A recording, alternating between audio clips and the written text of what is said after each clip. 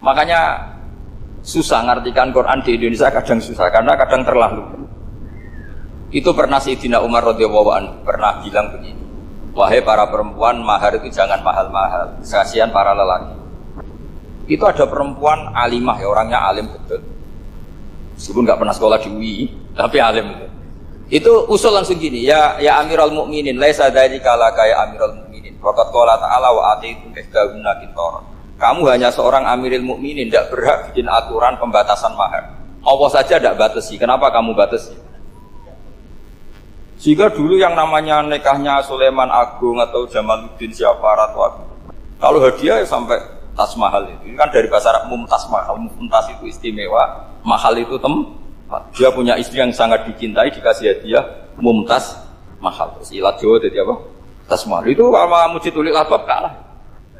Itu kalau cerai kan kepikiran minta lagi. Dikasihkan yang baru. Tapi kalau di Indonesia tidak mungkin karena apa tadi? Seperangkat alat sholat. Udah gitu nyari yang murah lagi. Yang bagus kitanya, bungkusnya yang bagus. Nah, maka nggak mungkin kita maknani Quran tanpa mengenal yang bernama asbabin. Karena makna ayat itu bisa kacau kalau kita tidak tahu asbabin. Yaitu kayak tadi makna fa'ina ma tuwallu fasamma wajhu. Itu maknanya kan kamu menghadap mana saja, boleh saja di sana ada ridhonya Allah. Berarti kan bisa ke timur, ke selatan, ke utara, ke barat. Itu bahaya betul. Sehingga kata ulama harus mengkaji asbabin supaya porsi ayat ini sampai semana jauhnya itu kita tahu. Tanpa tahu itu tidak bisa. Begitu juga menyangkut kiblat. Sekarang saya tanya, kemarin kan ramai dulu juga menak kiblat semuanya diukur dengan GPS. Terus beberapa masjid dikomentari salah karena diukur pakai apa? GPS. Kalau dalam bahasa Falak disebut yaumarostil kiblat. Memang bisa diilmu. Tapi pertanyaannya begini, dari awal Allah ngetikan fawal liwajhaka syatral masjidil haram. Kamu yang penting sholat itu menghadap masjid. Masjid itu ya bangunan. Sehingga kata Ibnu Abbas yang diriwayatkan banyak ulama mengatakan al-Ka'bah kiblatun li ahlil masjid wal masjid kiblatun li ahlil. Terus sesuai janji saya untuk menghormati UI, saya tadi sudah matur sama Pak On juga sama Direktorat. UI adalah kampus yang didirikan oleh para ulama, para profesor, sehingga sudah seharusnya setiap makalah ilmiah itu ada referensinya, ada marojeknya. Dan yang dipakai di seluruh dunia, di semuanya, untuk ulumul Quran itu yang paling pokok pakai kitab Al-Itqan. Al-Itqan fi ulumil Quran, karangannya Imam Suyuti. Sebelum saya terangkan teks persisnya, itu ada sekian problem dalam memahami Quran, terutama kalau lewat terjemah. Problem itu bisa gawat betul, bukan gawat-gawatan tapi gawat betul. Misalnya ada ayat begini dan terjemahnya pasti begini. Fa'ai nama tuwallu fasamma wajhu. Kamu menghadap mana saja, di arah manapun, di sana ada ridhonya Allah. Itu kalau hanya pakai terjemah, tentu menjadikan kita sholat bisa menghadap ke timur, ke barat, ke utara, dan ke apa? Selatan. Saya cerita sedikit tentang asbabun nuzul. Memang tema sekarang tentang asbabun nuzul. Dulu Rasulullah SAW ketika di Mekah itu sholat menghadap Ka'bah. Tapi setelah pindah di Madinah, di mana Madinah itu ada komunitas Yahudi dan Nasrani, Rasulullah itu menghadap ke Baitul Maqdis, kira-kira 16 bulan. 16 sampai 17 bulan. Semua riwayat itu kisarannya hanya 16 sampai berapa? 17 bulan. Sehingga orang Yahudi itu bilang begini, Muhammad ini baiklah, meskipun dia membawa agama baru tapi kiblatnya masih ikut kita, masih baik kan. Setelah 16 bulan Nabi diperintahkan Allah untuk menghadap ke Ka'bah. Awal liwajhaka syatral masjidil haram. Maka orang Yahudi itu berontak. Berontaknya adalah kiblat mereka ditinggalkan. Cara berpikir orang Yahudi itu kiblat mereka ditinggal. Sehingga mereka bilang mawallahum an qiblatihim allati kanu 'alaiha. Apa yang menjadikan umat Islam berpaling dari kiblat Baitul Maqdis. Kemudian mereka provokatif betul. Ini perlu diperjelas. Provokatif. Bilang begini. Inna Muhammadan tahayyara fi din. Muhammad ini bingung dalam beragama sehingga habis ngomong A ngomong B, habis kiblat Ka'bah, kiblat Baitul Maqdis. Sehingga dalam banyak tarikh disebutkan peristiwa kiblat itu terbanyak melahirkan orang murtad, orang yang keluar dari Islam gara-gara provokasi orang Yahudi. Muhammad tahayyara fi dini, Muhammad itu bingung dalam menentukan pilihan apa? Beragama. Kemudian walhasil singkat cerita akhirnya Nabi itu madhep Ka'bah. Apa yang terjadi mukjizat itu adalah bahwa agama ini agama yang mewakili semua agama sebelumnya yang masih orisinil. Yaitu Nabi akhirnya berargumentasi Ka'bah adalah kiblat yang asli, yang lebih tua. Terus mereka tanya, buktinya apa? Dijawab oleh Quran, fihi ayatum bayyinatum maqamu apa? Ibrahim. Ka'bah bukti tertua adalah di situ ada makam Ibrahim. Makam itu jejak kaki. Ya kalau bahasa Indonesia makam itu kuburan, kalau dalam bahasa Arab maqam itu jejak apa? Jejak. Sehingga diketahui oleh sejarah, dibuktikan di situ ada jejak kaki siapa? Nabi Ibrahim. Sementara nisbatnya Baitul Maqdis itu adalah kepada Nabi Musa dan Nabi Harun. Yang ini adalah turunan dari Nabi siapa? Ibrahim. Hikmahnya apa? Begini. Sebagai bukti bahwa Baitul Maqdis pernah menjadi poros Islam atau poros Tauhid, maka Nabi Muhammad pernah disuruh menghadap ke Baitul Maqdis. Buat inget-ingetan kalau ini pernah menjadi poros apa tahu. Tapi tetap tua-tuaan masih tua apa? Ka'bah. Nah, kenapa tua Ka'bah tadi? Karena Ibrahim adalah Abul Anbiya, bapak dari para. Dan di situ ada jejak kakinya. Fihi ayatum bayyinatum maqam. Bukti itu belum cukup. Dibuktikan lagi bahwa Ismail kecil itu hidupnya di Ka'bah. Kita tahu sa'i baina Safa wal Marwah adalah karena Siti Hajar sedang mencari apa? Air. Jadi ada bukti sekian, bukti empirik bahwa Ibrahim itu kiblatnya itu Ka'bah, bukan Baitul Maqdis. Sehingga ada kata-kata fihi ayatum bayyinatum maqamu Ibrahim. Nah, tanpa ngerti asbabun nuzul, kamu akan mengartikan fa'ina ma tuwal fasamma wajhu itu salah, karena di situ kamu menghadap mana saja, maka di situ ada ridhonya Allah. Maka para ulama memberi catatan, maksudnya begini, kamu menghadap kemana saja, asal itu yang diperintahkan Allah, maka di situ ada ridhonya Allah. Harus seperti itu maknanya, disesuaikan dengan konteks asbabun nuzul. Tanpa seperti itu tidak bisa. Dan masih banyak lagi kepentingan tentang asbabun nuzul. Jadi problem sekarang adalah banyak mufassir yang hanya mengartikan dari terjemah. Itu bahaya sekali. Jika ada orang yang menikah secara mut'ah, itu kan mirip kayak transaksi zina. Mereka berdalil famastamta'tum bihi minhunna fa'atuhunna ujurahun. Perempuan yang sudah kamu nikmati, yang penting kamu bayar. Terjemahnya seperti itu. Karena ujur itu jamaknya ujroh. Itu fatal sekali. Padahal ayat itu begini, settingannya begini, setting siakul kalamnya atau asbabun nuzulnya begini. Ini sekaligus, memang saya sengaja ngaji dengan tema yang berat untuk penghormatan pada yang ngaji. Kalau temanya ringan kan kayak TPG.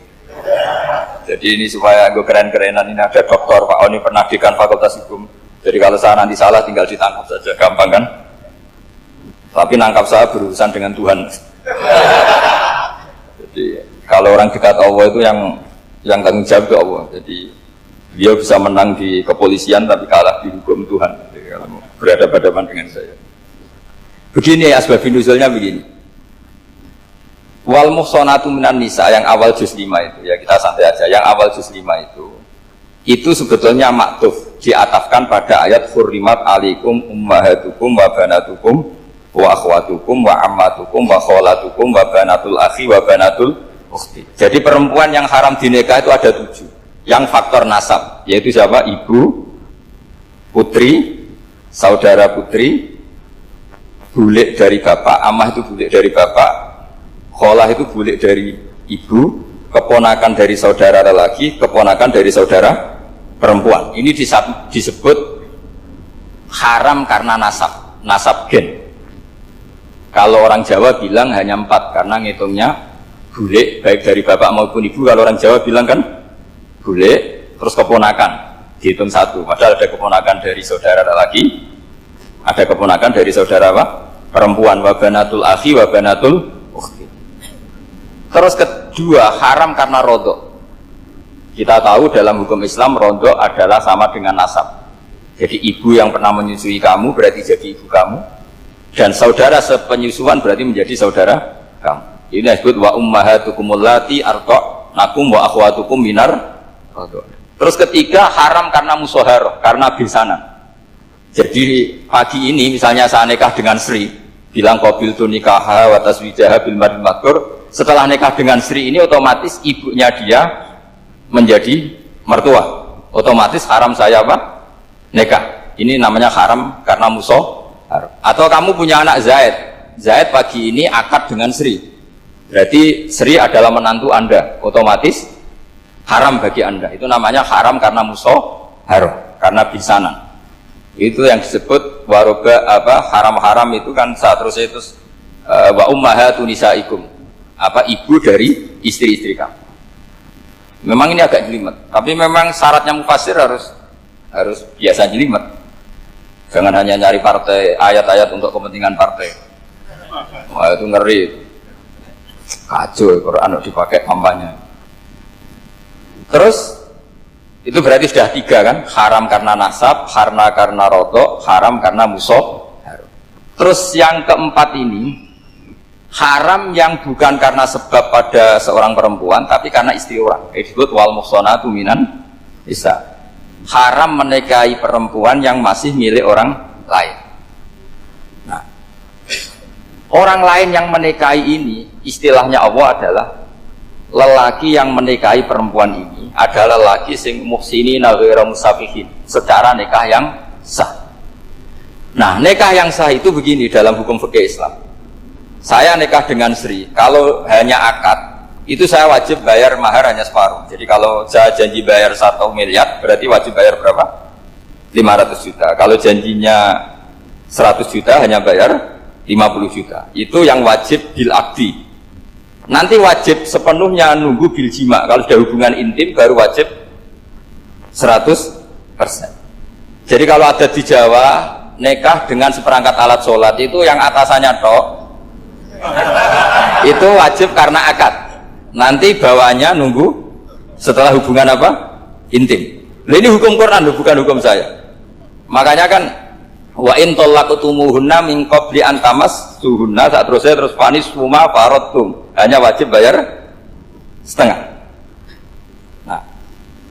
Nah, perempuan yang sudah diajak hubungan intim itu kata Allah fa'atuhunna ujurahun, maka wajib kamu bayar Jadi ayat itu tentang perempuan yang sudah dinikah, kita harus bayar berapa? Harus bayar penuh. Ini penting saya utarakan. Nah, problem kita sebagai orang Indonesia, ini juga problem Pak On, problem semua kiai. Mahar di Indonesia itu nggak bisa dibahas di Quran, karena keterlaluan, kecilnya itu keterlaluan. Saya ini kan kiai, sering ngakatkan itu sampai bosan, seperangkat alat sholat itu ngawur sekali. Ini bapak harus nggak mau gitu. Saya provokasi minimal itu ya berapa? 100 juta berapa? Pantasnya berapa? Pantasnya berapa? 10 gram itu berapa nilainya? Kan 1 gram 500.000 baru 5. Ya sudah mendingan itu 10 gram. Quran itu bayangannya gini, sambil latihan, yang hafal-hafal biar latihan. Jangan dapat beasiswa karena hafal tapi nggak jelas juntrungannya. Quran itu bayangannya gini, ini nggak mungkin Quran ini bisa dibaca di Jawa. Wa in aradtum istibdala zawji makana zawji wa ataitum ihdahunna qintaran fala ta'khudhu minhu syai'a. Jika kamu nikah sama seorang perempuan, kemudian kamu cerai, maka mahar yang sudah kamu berikan jangan ambil lagi. Karena mahar di Arab itu mahal, 100 juta, kadang mobil Alphard, kadang GMC. Sehingga setelah menceraikan tuh kebayang menarik. Kok enak, dulu saya memberikan itu kan dapat servisnya, sekarang sudah saya cerai, saya tarik. Kalau mahar di Indonesia kan seperangkat alat sholat. Jadi gak kebayang ada kalimat fala ta'khudhu minhu syai'a, jangan ambil lagi. Kebayang ngambil aja enggak? Apalagi kalau nikahnya sudah 2 tahun kan sudah lusuh, sudah. Tapi kalau di Arab itu kebayang karena mahal. Makanya orang Arab suka nikah orang Indonesia karena murah. Jadi bahasa kintoron itu harta yang enggak ternilai. Wa ataitum ihdahunna kintoron, yang enggak ternilai, mahal betul. Itu pernah saya hitung, ada yang mahar itu 400 juta, ya sekira segitu. Nah makanya setelah dicerai, Allah memperingatkan setelah kamu kasihkan, ya jangan minta lagi. Kenapa kepikiran minta? Karena jumlahnya besar. Kalau di Indonesia kepikiran nggak minta, nggak kepikiran, saking kecilnya. Seperangkat alat sholat, kadang 1 juta. 1 juta itu setelah hubungan intim, sebelumnya yang wajib hanya 500. Itu kan nggak kebayang. Makanya susah ngartikan Quran di Indonesia, kadang susah karena kadang terlalu. Itu pernah Sayyidina Umar radhiyallahu anhu pernah bilang begini, wahai para perempuan, mahar itu jangan mahal-mahal, kasihan para lelaki. Itu ada perempuan alimah, ya orangnya alim betul, meskipun nggak pernah sekolah di UI, tapi alim itu. Itu usul langsung gini, ya Amirul Mukminin, laisa dzalika laka ya Amirul Mukminin. Waqad qala ta'ala wa atiitum ihdahunna qintaran. Kamu hanya seorang Amirul Mukminin, tidak berhak bikin aturan pembatasan mahar. Allah saja tidak batasi, kenapa kamu batasi? Sehingga dulu yang namanya nikahnya Sulaiman Agung atau Jamaluddin siapa Ratu Agung, kalau hadiah sampai tas mahal itu kan dari bahasa Arab mumtaz mahal. Mumtaz itu istimewa, mahal itu tempat. Dia punya istri yang sangat dicintai, dikasih hadiah mumtaz mahal. Terus ilat Jawa jadi apa? Tas mahal. Itu sama Mujidul Albab kalah. Itu kalau cerai kan kepikiran minta lagi, dikasihkan yang baru. Tapi kalau di Indonesia tidak mungkin, karena apa tadi? Seperangkat alat sholat. Begitu nyari yang murah lagi. Yang bagus kitanya, bungkusnya yang bagus. Nah, maka nggak mungkin kita maknani Quran tanpa mengenal yang bernama asbabin. Karena makna ayat itu bisa kacau kalau kita tidak tahu asbabin. Yaitu kayak tadi makna fa'ina ma tuwallu fasamma wajhuhu. Itu maknanya kan kamu menghadap mana saja, boleh saja di sana ada ridhonya Allah. Berarti kan bisa ke timur, ke selatan, ke utara, ke barat. Itu bahaya betul. Sehingga kata ulama harus mengkaji asbabin supaya porsi ayat ini sampai semana jauhnya itu kita tahu. Tanpa tahu itu tidak bisa. Begitu juga menyangkut kiblat. Sekarang saya tanya, kemarin kan ramai dulu di Kemenak, kiblat semuanya diukur dengan GPS, terus beberapa masjid dikomentari salah karena diukur pakai apa? GPS. Kalau dalam bahasa Falak disebut yaumarosdil kiblat. Memang bisa diilmu. Tapi pertanyaannya begini, dari awal Allah ngedikan fawalli wajhaka syatral masjidil haram. Kamu yang penting sholat itu menghadap masjid. Masjid itu ya bangunan. Sehingga kata Ibnu Abbas yang diriwayatkan banyak ulama mengatakan Al-Ka'bah kiblatun li ahlil masjid wal masjid kiblatun li ahlil haram wal haram kiblatun li ahlil masyriq wal maghrib. Jadi kalau orang di dalam masjid kiblatnya harus Ka'bah. Di luar masjid kiblatnya asal bangunan Masjid Haram. Tapi di luar sini kayak di Indonesia boleh semua tanah. Kenapa begitu? Kata Ibnu Abbas karena Quran turun di lisanin Arabiyyin mubin. Jadi kalau orang Jogja kalau mau ke Jakarta arahnya kemana? Barat. Itu sebetulnya ketika Anda ke barat itu persis Jakarta apa bisa saja lepasnya itu Pangandaran. Tapi orang itu akan bilang kalau ke barat ya ke Jakarta. Meskipun presisi Anda tepatnya di Pangandaran. Nah kiblat seperti itu, asal orang menghadap ke barat itu orang sudah bilang ke nggak usah sedetail misalnya harus pas kan. Saya pernah debat sama tim ahli Kemenak. Nggak bisa Gus, sekarang ada JPL harus tepat Ka'bah. Terus saya bilang gini, kalau teori Anda benar, berarti semua masjid luasnya maksimal 16 meter. Ka'bah itu luasnya hanya 16 meter. Berarti Masjid Ulil Albab yang pojok sana sama pojok sana, kira-kira itu ya sudah tidak kena Ka'bah. Kalau harus tepat, Ka'bah itu kan diameternya hanya 16 sampai 18 kalau nggak salah. Berarti semua masjid kalau ingin tepat Ka'bah harus pas 16. Kalau terlalu luas pilihannya harus cekung. Kan jadi aneh. Makanya saya itu sering Pak, dulu saya ini biasa debat fikih. Kalau di tradisi pesantren namanya Basul Masail. Saya punya teman yang paling kurang ajar, yang paling saya kenang dalam bacaan sejarah. Dulu itu kalau debat fikih itu ya seru. Kalau aturan fikih kan gini, soft paling baik itu kan soft pertama, baru kedua, baru ketiga. Yang paling keren kan soft awal, soft. Terus teman saya bilang gini Pak, ya kalau gitu gini aja Gus, desain masjid itu memanjang utara selatan, biar semuanya soft awal. Gara-gara didesain begini kan ada soft 2, soft 3. Apa susahnya kita bikin mulai awal supaya masjid itu memanjang utara apa? Selatan, supaya semuanya soft awal.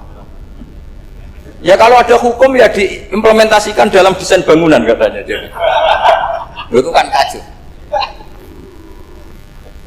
Terus akhirnya saya jawab, lalu setelah begitu yang paling afdal siapa? Yang dekat imam. ya sudah, bikin cekung saja kalau gitu. Artinya gini ya, beragama itu yang sehat. Jadi beragama itu berdasar riwayat. Pernah ada ulama yang ngitung, Madinah menghadap Ka'bah itu ya tidak pas. Pernah dihitung pakai GPS. Kiblat Madinah ke Ka'bah itu ya tidak seperti yang pernah dianjurkan Kemenak. Karena apa? Agama ini ngikuti bilisanin arabiyyin mungkin seperti jenengan gini. Semua ini istilahnya apa? Menghadap Gus Bah. Padahal ada yang agak sana. Semuanya ngaji sama siapa Gus Bah? Ya sudah. Istilahnya bertatap muka. Memangnya kita benturan. Ini bahasa. Jadi seperti ini semua namanya apa? Berhadap. Padahal ada yang agak samping. Ka'bah juga gitu. Sebenarnya tidak se-ekstrim yang dibayangkan orang-orang. Cuma kalau bisa tepat, ya kita harus tepat. Tapi tetap saja tidak perlu 16 meter. Nah, fa'aina ma tuwallu fatamma wajhuhu itu artinya menghadap. Menghadap itu menghadap arah. Makanya Allah tidak ada fawalli wajhaka nahwal Ka'bah, tapi fawalli wajhaka syatrul Masjidil Haram. Jadi ini penting saya utarakan supaya kita familiar dengan istilah-istilah Quran. Istilah Quran itu gampang sebenarnya. Kalau kita kaji itu problem kita tidak pernah mengkaji. Jadi semuanya asing. Kalau kita mengkaji itu gampang sekali. Saya punya sekian cerita betapa pentingnya mengkaji Quran. Harun ar-Rasyid itu dinasti Bani Abbasiyah. Itu pintar sekali. Ada seorang ustadz yang agak ekstrim. Itu datang ke Harun ar-Rasyid. Ya Amirul Mukminin, inni nasihun laka famusaddidun alaika. Fala tajidanna alayya fi nafsika syai'an. Saya mau nasihati kamu tapi saya mohon jangan masukkan hati. Karena nasihat ini penting. Tapi saya akan keras, vulgar, akan keras, kritik saya akan keras karena Anda sebagai Amirul Mukminin tidak becus. Apa kata Amirul Mukminin Harun ar-Rasyid? Uskut ya Ustaz. Nah, sebagai riwayat uskut ya jahil. Kamu itu Ustaz bodoh, tidak usah banyak omong. Terus kita, kenapa saya bodoh? Terus dibacakan ayat faqula lahu qawlan layyinan la'allahu yatadzakkaru aw yakhsha. Inna Allaha ta'ala qad arsala man huwa khairun minka ila man huwa syarrun minni. Wa ma'a dzalika qala ta'ala faqula lahu qawlan layyinan. Allah pernah menugaskan seorang yang lebih baik ketimbang kamu, yaitu Musa dan Harun. Musa dan Harun adalah seorang nabi. Kepada orang yang lebih buruk ketimbang saya, yaitu Fir'aun. Itu saja etikanya faqula lahu qawlan layyinan. Kamu kalau ngomong yang halus, yang baik, yang berperadaban, kok kamu sama saya mau kasar? Akhirnya ustadznya ternyata pinter kamu, yes pinter aku. Jadi semudah itu. Allah itu menugaskan orang yang lebih baik ketimbang kamu, yaitu Nabi Musa, kepada orang yang lebih buruk ketimbang saya, yaitu Fir'aun. Itu saja ada etikanya. Kok kamu sama saya mau tambah etika? Mau main kasar hanya karena kamu merasa nasihat Anda benar? Jadi gampang sekali memahami Quran. Tapi lagi-lagi memang bagi ahlinya. Tapi ini saya bantu supaya sampean jadi ahli apa? Quran. Meskipun ngajinya sebulan sekali. Sudah sebulan sekali tidak punya kitabnya. Sudah. Jadi ulama dulu kalau belajar Quran itu gampang. Saya berkali-kali cerita. Yang kitab saya baca di rektorat namanya Syajaratul Ma'arif. Itu kalau cerita bikin judul itu enak sekali. Babuna fil ibad bi kullil bilad. Bab seseorang di mana saja hidupnya harus bermanfaat. Terus dalilnya itu hanya mengutip makalahnya Nabi Isa, wa ja'alani mubarakan ainama kuntu. Ciri utama seorang nabi apa? Saya di mana-mana adanya berkahi orang lain. Jadi berkah bagi orang lain. Maksudnya tidak jadi problem bagi orang lain. Artinya kamu hidup tapi Jogja seperti Pak Ono orang Jember, saya orang Kembang. Hidup di Jogja manfaat, di Jember ya manfaat, di mana-mana. Saya pernah di Korea seminggu ya manfaat. Saudara kita TKI yang di Korea manfaat, di sana bikin masjid, bikin apa? Karena ngendikane Allah menceritakan Nabi Isa siapa? Wa ja'alani mubarakan ainama kuntu. Saya adalah orang yang di mana-mana berkah. Artinya manusia eksistensinya harus seperti itu, hidup di mana saja. Gampang sekali memahami. Pernah Imam Syafi'i ditanya, kalau kamu nggak kehilangan air atau nggak ada air di satu daerah, cari-cari sampai nggak ketemu. Setelah nggak ketemu air, baru kamu boleh tayam. Imam Syafi'i ditanya, apa dalilnya harus mencari dulu? Kalau nggak ada air ya langsung tayamum saja. Kenapa harus nyari-nyari dulu? Jawabnya Imam Syafi'i itu gampang sekali. Qala ta'ala falam tajidu ma'an. Kemudian kamu tidak menemukan air. Di mana-mana tidak menemukan setelah mencari. Kalau belum mencari namanya tidak tahu. Kan ayatnya kan falam tajidu ma'an. Kemudian kamu tidak menemukan air. Tidak menemukan itu nyari dulu apa langsung ambil sikap? Nyari dulu baru kesimpulannya tidak ketemu. Kalau belum pernah nyari namanya tidak tahu. Segampang itu ulama dulu memahami Quran karena konstruksinya utuh. Yaitu mereka tahu betul bahwa Quran itu bilisanin Arabiyim. Ketika Futuhat Syam dulu itu dikuasai tentara Romawi. Era Sayyidina Umar Futuhat. Yerusalem dikuasai tentara Islam. Itu awal Sayyidina siapa? Umar radhiyallahu anhu. Ketika Futuhat mau ada pesta besar-besaran. Tapi Umar menolak. Ketika menolak, kenapa Anda menolak? Beliau hanya baca ayat Inna wa ta'ala ayyara qauman faqala adhabtum thayyibatikum fi hayatikumud dunya. Allah itu mengkritik satu komunitas kaum yang zaman di dunia menghabiskan semua kenikmatan. Maka kita tidak perlu syukuran besar-besaran. Jangan-jangan jatah kita di akhirat kita habiskan di dunia. Itu adhabtum thayyibatikum fi hayatikumud.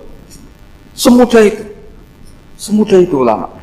Rasulullah pernah dahar, pernah makan karena 3 hari gak makan. Kalau di Indonesia gak makan nasi, gak makan daging, sudah lama sekali. 3 hari Nabi itu hanya makan kurma dan air putih. Pernah Nabi gak makan roti sampai 3 hari.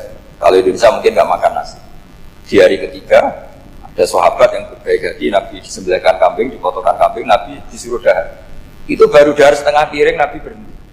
Ketika ditanya, setengah piring itu kan sudah kuat untuk sholat, untuk apa sudah kuat. Ditanya, ya Rasulullah kenapa berhenti? Bukankah engkau tidak makan ini 3 hari?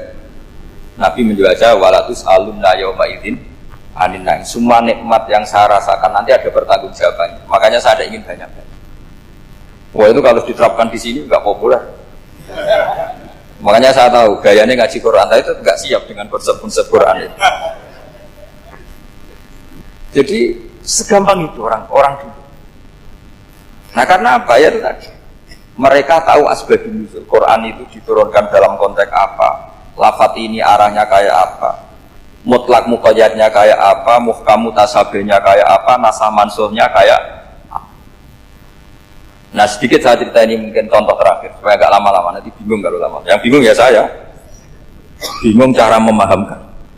Jadi kalau guru itu kan bingung cara memahamkan, kalau murid bingung cara memahami. Gak tahu tingkat kebingungannya sama. Kalau guru itu bingung cara memahamkan, kalau murid bingung cara. Jadi ini pertemuan 2 kelompok bingung. Jadi yang satu bingung cara memahamkan, yang satu bingung cara. Kalau orang ekstremis bingung cara merusak suasana, itu gak bener itu. Ada loh. Rasulullah itu anak Nabi, itu paling pusing yang ngadepi orang-orang yang ekstrem. Karena apa? Cara berpikir itu lompatannya itu enggak tertib. Jadi Nabi itu cara berpikir itu kecerdasan nubuah, sementara orang ekstrem cara berpikir itu kecerdasan nafsu, bukan kecerdasan manusia. Kalau manusia masih baik nafsu. Misalnya begini, kalau dalam tradisi nubuah itu, saya dengan Pak Anu berteman lama, mulai tahun 2000 berapa. Itu kalau Pak Anu bertamu ke saya, harusnya tidak usah tak kasih makan. Karena sudah dekat. Tapi kalau kenalan baru itu dikasih makan, disangoni. Jadi Nabi itu perilakunya agak unik.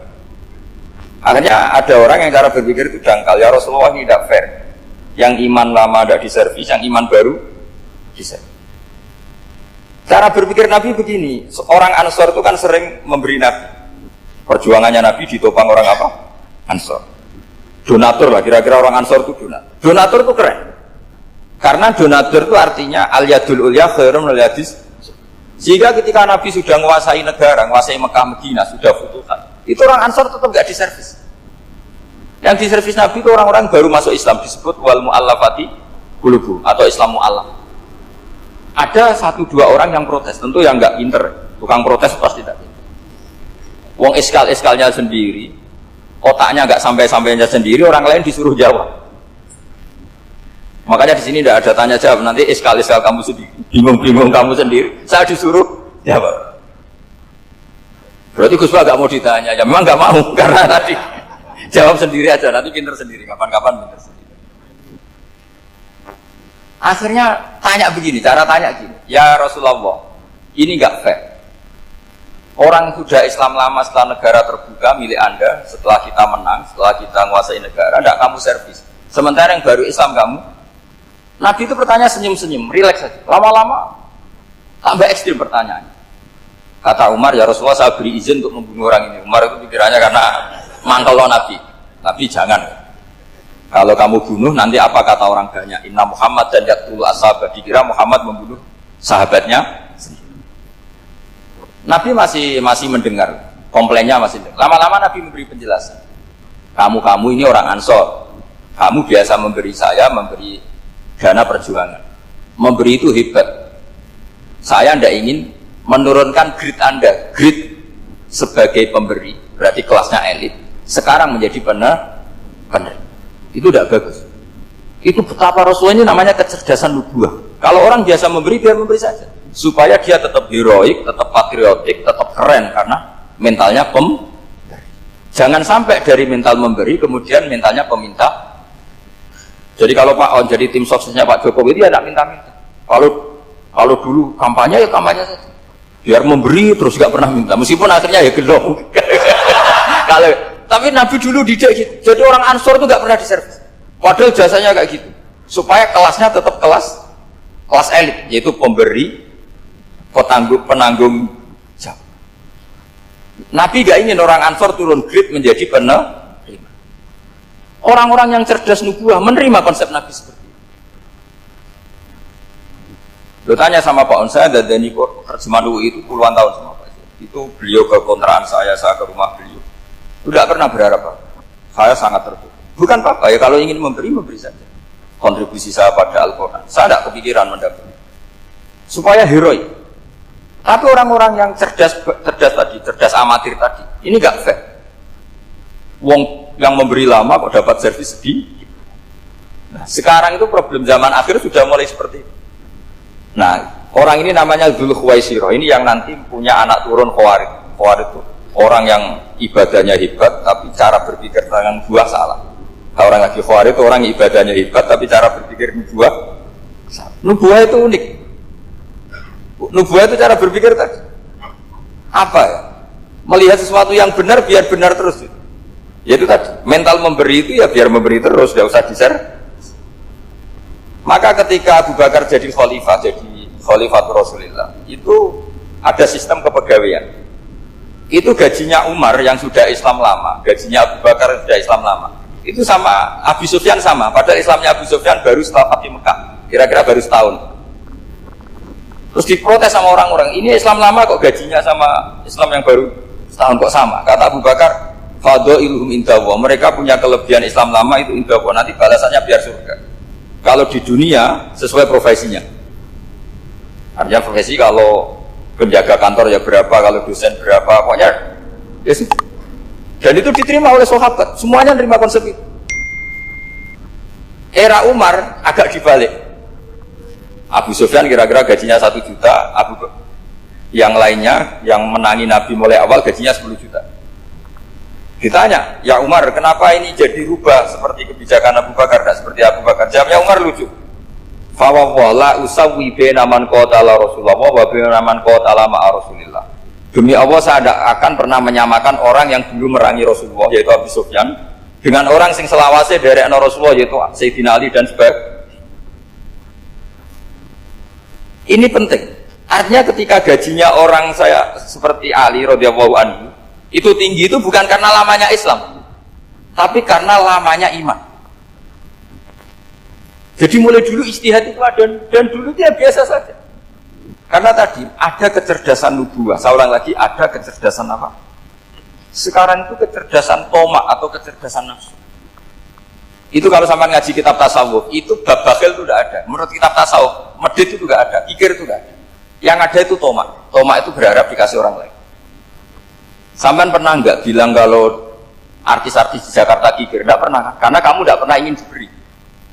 Tapi kalau kamu punya pacar karena kenal tidak pernah ditraktir, oh pacar saya kikir, karena kamu ingin diberi. Pernah nggak kamu hukumi orang lain kikir yang nggak kenal? Padahal tidak pernah memberi kamu. Apa kak? Karena kamu tidak pernah ini. Coba sekarang kamu saya tanya, ini latihan cerdas. Definisi kikir itu apa tuh? Nggak pernah memberi kamu kan? Artis-artis Jakarta, tokoh-tokoh nasional pernah nggak memberi kamu? Enggak kan? Tapi tidak pernah kamu vonis kikir, karena kamu tidak pernah tahu. Tapi pacar kamu, kok amin ditraktir terus? Atau istri kamu, atau mertua kamu, kok tidak ngasih warisan, kamu bilang kikir kan? Sebabnya kikir betul apa karena kamu tomak, berharap?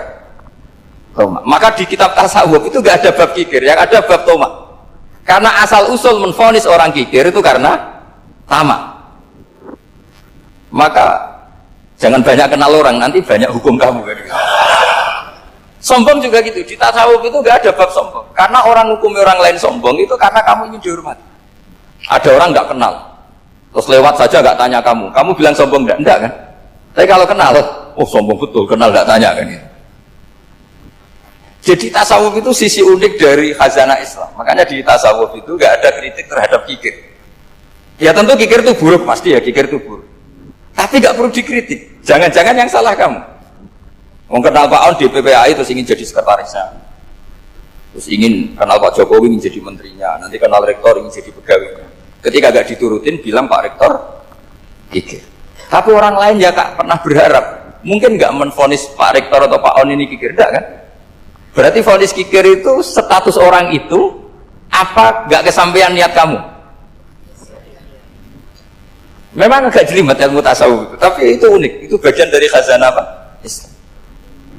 Makanya Rasulullah itu sering isti'adzah minta perlindungan wa min toma'in fi ghairi matma'in. Ya Allah, saya tidak ingin berkeinginan yang tidak layak. Karena semua dunia ini dimulai dari keinginan. Ya Pak, kamu protes negara itu karena apa? Ingin makmur, sejahtera tanpa kerja, sehingga nyalakan menteri keuangan, menteri ini. Makanya kalau guyonannya ulama tasawuf gini, tak beri bocoran, guyonannya orang tasawuf. Begini guyonannya. Anta lam tajid min nafsika kullama turid, fa kaifa turidu min ghairika kullama turid. Kamu yang punya keinginan saja tidak bisa memenuhi apa yang kamu inginkan. Kenapa keinginan itu kamu timpakan ke orang lain untuk memenuhi kamu? Wong kamu yang punya keinginan saja tidak bisa mewujudkan. Kenapa keinginan Anda kamu timpakan, bebankan orang lain untuk memenuhi keinginan Anda? Misalnya kamu, Gus saya ini goblok, tolong pinterkan. Wong kamu yang ini saja tidak bisa, kok menyuruh saya? Jadi kalau tiap tasawuf itu unik. Seperti kamu mencintai istri tulen, itu ingin kan dicintai istri tulen. Kamu sendiri kan nggak bisa cinta tulen, masih pelengahan sana sini.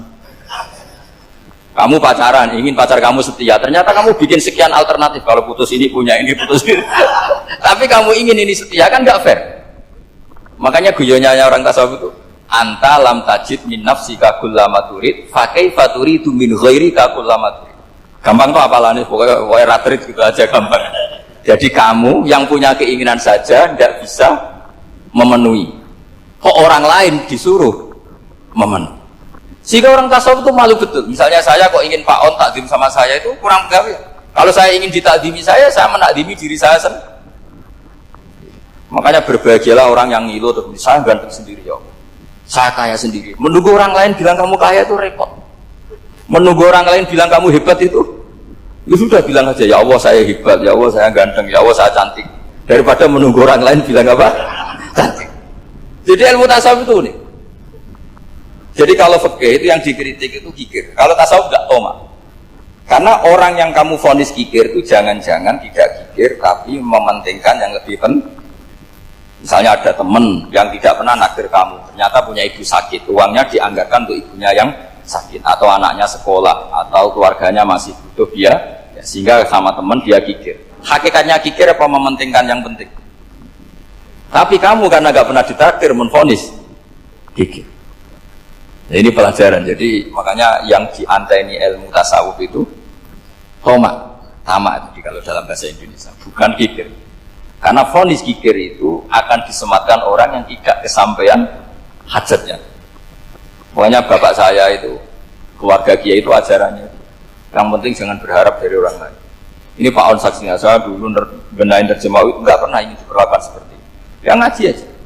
Karena pikirannya keluarga kiai itu sederhana. Kalau ngamal ya ngamal saja. Ngamal itu heroik. Makanya buyut-buyut kita semua ini kan pahlawan semua. Membela negara Indonesia jadi merdeka. Ya nggak pernah kebayang jadi presiden, menteri. Tapi sekarang nggak, ngamal sedikit saja harus jadi menteri. Jadi ini bahaya kalau dalam kelangsungan bernegara. Karena orang biasa transaksional. Awal negara ini dibangun berdasar heroik, bukan berdasar apa? Transaksi. Tapi sekarang orang akan membiasakan itu. Apa-apa itu transaksional. Ini tidak bagus untuk kelangsungan bernegara. Apalagi kelangsungan beragama. Sehingga seperti saya ini masih punya desa-desa binaan di Sragen, di pedalaman Papua sekalipun. Saya punya santri banyak di Papua. Itu kalau cerita itu unik-unik. Itu mau Jumatan, itu nggak ada orang Papua. Sudah datang setengah 12, itu datangnya 3 jam. Di situ mau ketemu santri 3. Semua, karena ya akhirnya mereka tanya gini, Pak. Pertanyaannya itu, Gus, boleh nggak Jumatan orang 3? Secara fikih Syafi'i kan harus orang 4. Kemudian mereka tak bilang buat sholat duhur saja. Mereka nggak mau. Wong Jumat-Jumat kok duhur. Harinya kan Jumat, masa sholatnya? Sehingga kita yang jadi kiai akhirnya nyari fikul madzhabil arba, nyari fikih madzhab. Ternyata Imam Malik membolehkan orang 6. Ada yang bilang 12. Yang penting keceluk jampun itu kelompok. Kalau 3 kan belum keceluk apa? Belum disebut apa? Oh. Ini penting saya utarakan supaya kita berjuang itu bukan karena service seperti ini kayak di Ulil Albab, masjidnya keren, kampus swasta tertua, terus termasuk nomor 1-2 di Indonesia. Oke, kita syukur dengan kebesaran ini. Tapi yang namanya dakwah itu menjadikan orang tidak tahu menjadi tahu, termasuk kepada desa-desa tertinggi. Sama, yang namanya menteri itu pembantu presiden untuk memenuhi kebutuhan rakyat banyak. Sekarang misalnya menteri pertaniannya itu hebat, cerdas, tapi petani nggak mau nandur padi, mau apa? Coba yang membantu ketahanan pangan itu para petani mau nanam padi apa karena menteri pertanian? Karena petani mau nanam. Ya sudah GR saja, kita pembantu presiden semua. Karena ikut menyumbangkan ketahanan pangan. Tapi kamu kan nggak digaji, kita keren, ngamal tambah harap gaji. Ini penting supaya Anda itu nggak hati kecil gitu. Ikut menyumbang negara tanpa ingin dapat gaji. Keren nggak? Nah itu nubuah. Apa? Nubuah. Orang Ansor itu seperti itu. Sehingga ketika Rasulullah wafat dan ada kompetisi kepemimpinan, itu orang Ansor gak ikut. Sudah kita makmum saja, silahkan dibagi di. Saking baiknya orang Ansor. Nah, makanya saya ulang lagi ya.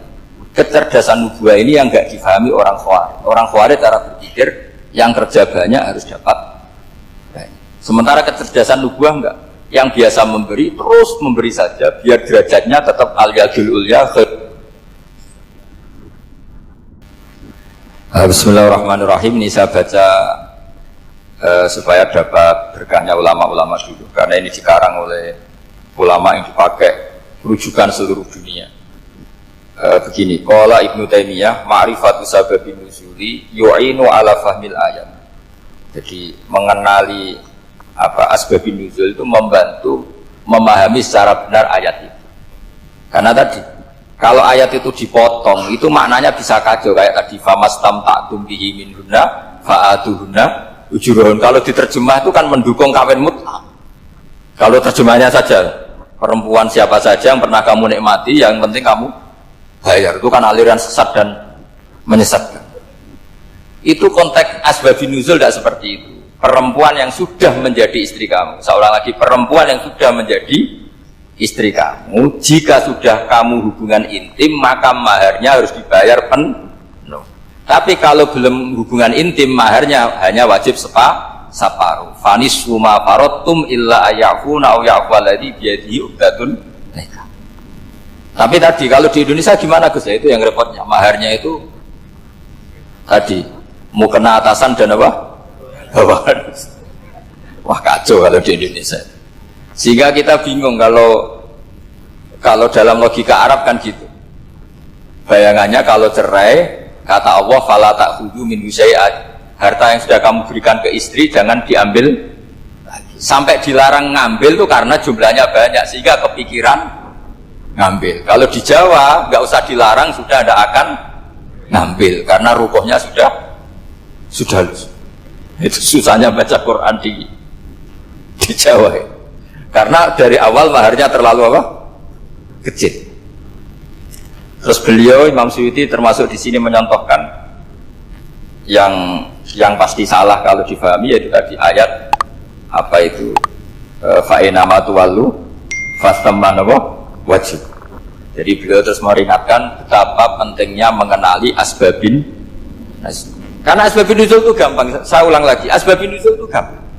Gampangnya begini ya, kan ada satu peristiwa. Misalnya begini, Rasulullah itu kan mengkritik penuhanan Lata dan Uzza, berhala-berhala itu dituhankan, dikritik sama Rasulullah.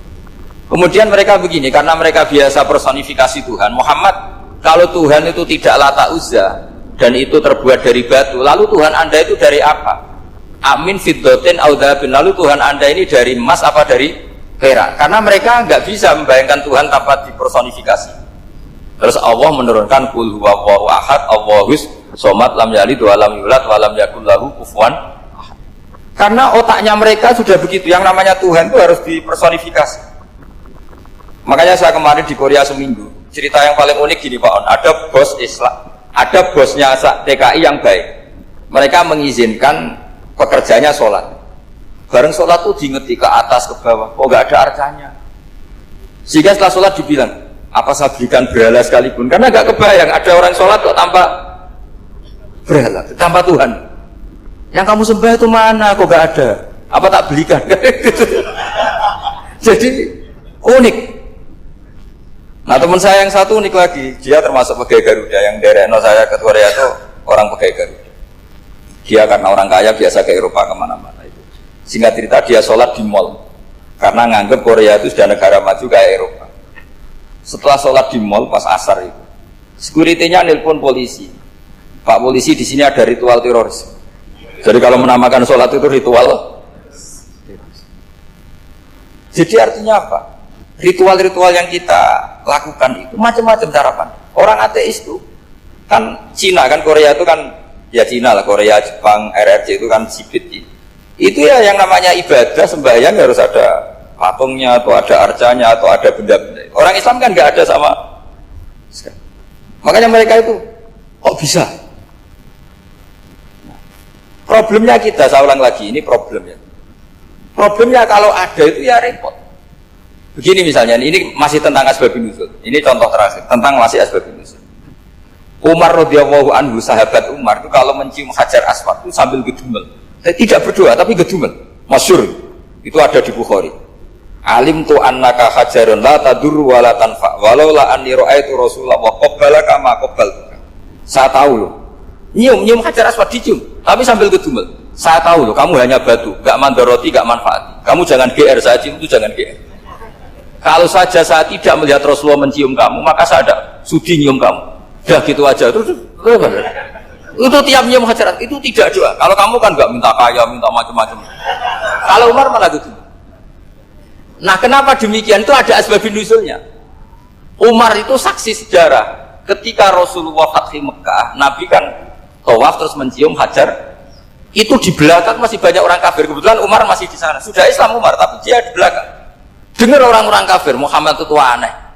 Katanya melarang nyembah batu. Ternyata dia nyembah batu. Jadi Nabi nyium hajar aswad itu dikira nyembah. Katanya ngelarang nyembah batu, tapi dia kok nyembah. Karena Nabi mencium hajar aswad. Nah, karena untuk menghilangkan stigmasi itu, Umar tiap nyium hajar aswad ngomong gitu. Ada kan ada sound system, mungkin jadi sound system supaya jelas bahwa penciuman ini bukan karena menyembah.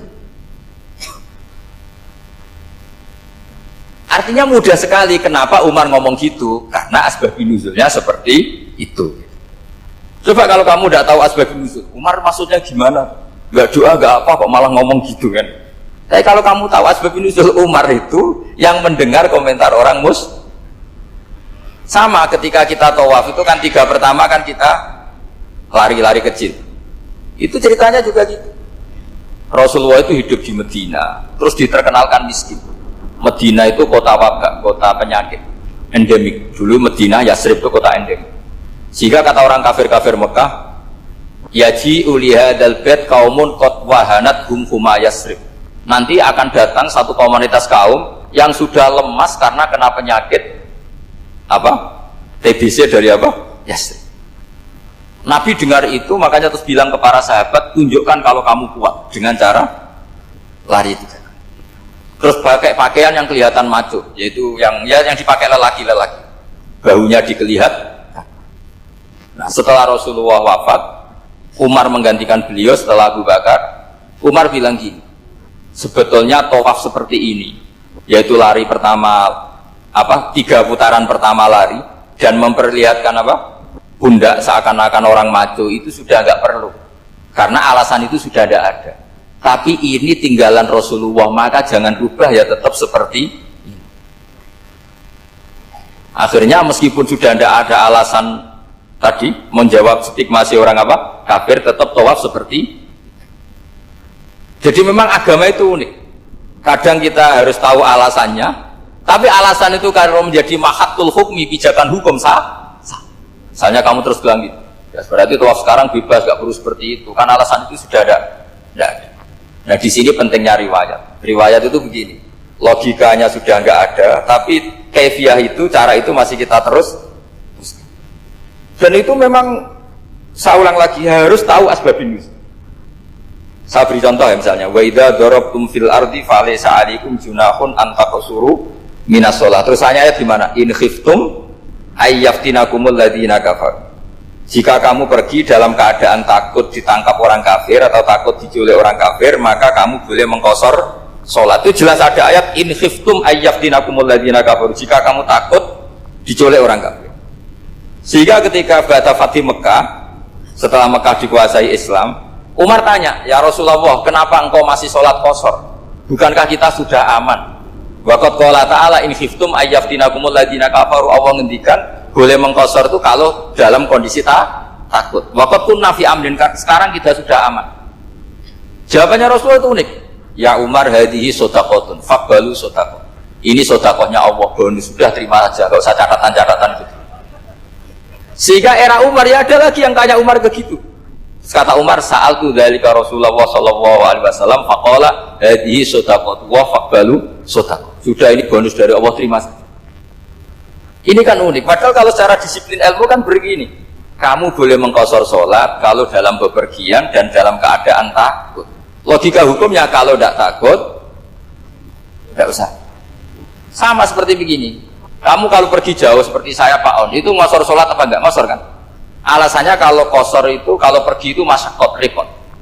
Sekarang pergi kita pakai Alphard, pakai Innova, bawa uang, disupirin, itu masyarakat enggak? Enggak kan? Tetap boleh jamaah enggak? Boleh. Sebenarnya kamu jamaah itu karena pengetahuan hukum apa karena enak jamaah? Kalau alasannya masyarakat, kan sekarang sudah ada. Enggak repot. Ya sudah, pakai hadis tadi, ini hadiah, terima saja. Jadi makanya agama itu riwayat. Tapi ada saja ulama yang agak balik loh. Agak balik gini, banyak juga ulama misalnya gue gawe, ibunya sakit terus ribet jamak sholat. Kenapa? Ribet ngurmat ibu. Makanya ada saja kiai yang gue gawe mantu itu terus jamak sholat, tapi jangan ikuti. Tapi ada saja, karena alasannya jamak itu karena apa? Repot. Ya ada saja, tapi ya jangan ditiru. Cuma saya ini cerita analisis hukum itu memang agak-agak unik. Jadi tadi kadang Nabi itu ditanya, ya Rasulullah, kita dulu boleh jamak qasar ini kan karena in khiftum ayyaftinakumul ladzina kafaru, takut diancam orang kafir. Sekarang aman, kenapa tetap jamak? Jawabannya Nabi, ini hadiah, terima saja. Ya ada sahabat yang bantah, kenapa Nabi? Allah itu zat yang baik, kalau sudah ngaji bonus nggak pernah ditarik lagi. Makanya Nabi kalau berdoa itu unik, ya, siapa yang disiksa di dunia karena dosanya, fawwahu akramu min ayyus sanniya uqubatahu fil akhirah. Kalau ada orang salah kok di dunia sudah dikasih sanksi, Allah itu lebih mulia untuk mengulang nanti di akhirat. Akram itu Allah terlalu mulia, maksudnya orang kepikiran, wis males ya selesai, tidak akan di. Kalau sampean kan enggak, masih ingin lagi. Jadi itu cara berpikir apa? Nubuwah. Jadi berpikir nubuwah itu beda. Ada orang pas sujud diinjek sama orang fasik, diinjek, kemudian si yang sujud tadi, wawah la yaghfiru wa laka, demi Allah tidak akan ngampuni kamu. Itu langsung Allah memberi wahyu sama Nabi di zaman itu. Bilangin yang sejak sujud itu, dia harus minta maaf sama saya, kata Allah. Man dzalladzi yata'alla ala fulan, dia bersumpah bahwa Allah tidak akan memaafkan orang itu. Itu harus diralat. Nabinya iskal, kenapa ya Allah? Yang Tuhan itu saya ini punya sifat dua, bisa menyiksa dan bisa memaafkan. Kenapa dia milih sifat saya satu tidak memaafkan? Akhirnya apa? Orang yang nginjek tadi sama Allah dikasih tobat dan jadi orang soleh. Jadi itu makanya kamu nggak boleh jadi orang ekstrim nyifati Allahnya satu. Nggak boleh, Allah tetap bisa yaghfiru liman yasha wa yu'adzibu may yasha. Sifatnya Allah dua ya tetap dua, nggak boleh kamu pilih satu. Misalnya kamu kan biasanya gini, yang ghafur untuk kamu, yang sadidul uqab untuk orang lain. Mesti kelakuannya sama kan begitu. Nggak boleh seperti itu. Rasulullah kayak apa bencinya sama Wahsy? Karena Wahsy itu qatilul Hamzah. Yang membunuh Sayyid Hamzah siapa? Itu bencinya bukan main Rasulullah. Sampai maksud-maksud Wahsy. Tapi sama Allah malah diturunkan ayat laisa laka minal amri syai'un aw yatuba alaihim aw yu'adzib. Muhammad, meskipun kamu kekasih saya itu tidak wilayah kamu, memaafkan atau enggak, terserah saya, kata Allah. Ternyata betul, malah Wahsy dikasih tobat. Nah sekarang enggak, orang itu nyifati Allah sama orang lain sadidul iqab, kalau sama dirinya enggak boleh seperti itu. Allah ya sifatnya tetap. Jadi boleh kamu misalnya berdoa, ya Allah mbak yang cantik itu semoga dapat jadi istri saya. Mbaknya juga boleh berdoa, ya Allah naudzubillah min dzalik. Jadi ini adu kekuatan, nanti terserah nanti Allah pihak yang mana. Kayaknya pihak yang perempuan. Karena kasihan kan kalau cantik dapat orang apa? Jelek. Saya tuh andaikan boleh fatwa fikih, yang saya haramkan tuh orang jelek dapat orang jelek. Karena kasihan anak-anaknya, tahu-tahu jelek banget. Jadi kan kasihan itu. Jadi dalam Islam itu seperti itu. Jadi apapun benci kita sama musuh kita, Allah bisa saja memperlakukan musuh kita secara baik. Karena Allah itu yaghfir. Tetap kita harus sifati Allah yaghfiru liman yasha wa yu'adzibu. Jangan karena kita benci seseorang seakan-akan Allah sama dia pasti yu'adzib. Pasti menyik. Itu yang dicontohkan Allah kepada Rasulnya, itu beliau tidak cocok sama Wahsy, malah Wahsy dikasih petunjuk. Makanya terus ada ayat apa? Laisa laka minal amri syai'un aw yatuba alaihim aw yu'adzib. Muhammad, tidak wilayah kamu, saya menentukan mengadab atau mengam. Makanya rata-rata kiai ulama itu halim. Orang halim itu rileks, lainal janib, tidak gampang menvonis orang lain. Biar Allah tetap dengan sifatnya yaf'alu ma yasha, bahwa Allah bisa melakukan apa saja. Soal kamu benci sama seorang, benci saja atas nama kamu, jangan nyatut-nyatut Allah. Misalnya kamu cinta seseorang, wah ini yang calon presiden ini harus jadi presiden. Ternyata Allah menghendaki jadi menteri, mau apa? Ya Allah ya falu maya, mau apa coba? Yang kiai atau Pak On, GPAI, patutnya kan menteri agama itu Pak On. Tapi kalau Pak yang takdir gitu mau apa? Ya sudah, Allah ya falu. Santai aja. Itu rileksnya ahlul ilmi, ya sudah santai saja. Ini negaranya Allah, ini kerajaan Allah, ini buminya Allah, ya Allah biarin ya falu. Mas, jadi Tuhan Allah kamu yang repot. Jadi Tuhan itu Allah kamu yang repot. Ya Allah biar tetap ya falu mayasa. Allah boleh ya firin mayasa, udah atibu mayasa. Saya kira demikian. Assalamualaikum warahmatullahi wabarakatuh.